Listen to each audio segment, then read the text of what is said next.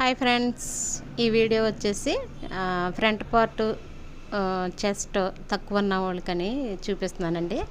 ఒకసారి చూడండి. ఇక్కడ నుంచి ఇక్కడికి 2 ఇంచులు, 2.5 ఇంచులండి. ఇదేంటంటే ఫ్రంట్ పార్ట్ చాలా చిన్నగా ఉన్న వాళ్ళకి కరెక్ట్గా మార్కింగ్ అనేది అనమాట. మీకు నచ్చితే ఒకసారి ట్రై చేయండి.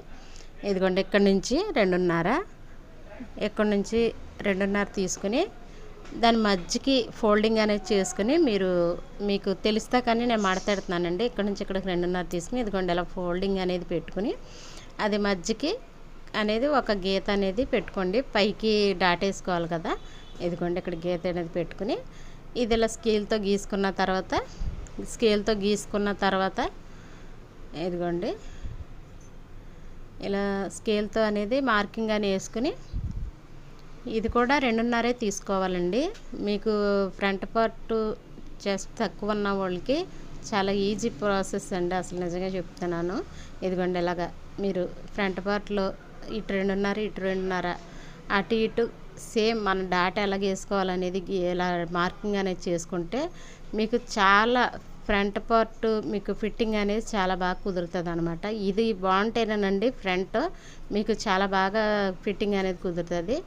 ఇటు నుంచి 2 అండి, ఇక్కడికి 2 పెట్టుకోండి, ఇక్కడ నుంచి 2.5 పెట్టుకోండి.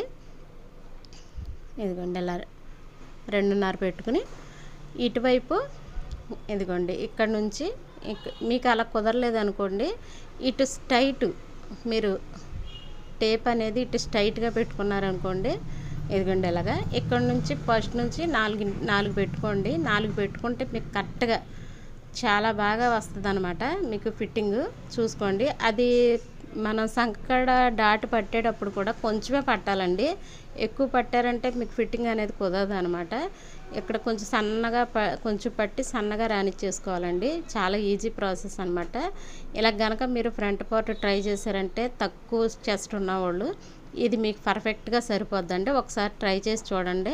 ఇలాంటి వీడియోస్ సింపుల్గా మీకు అర్థమయ్యేలా నేను పెడతా ఉంటా. మీకు నచ్చితే అలా అమలుతో ఛానల్ ఒకసారి చూడండి, సబ్స్క్రైబ్ చేసుకోండి, ఒక లైక్ షేర్ చేయండి. సరేనా ఫ్రెండ్స్? ఇలాంటి మరిన్ని మంచి వీడియోలు పెడతా ఉండా.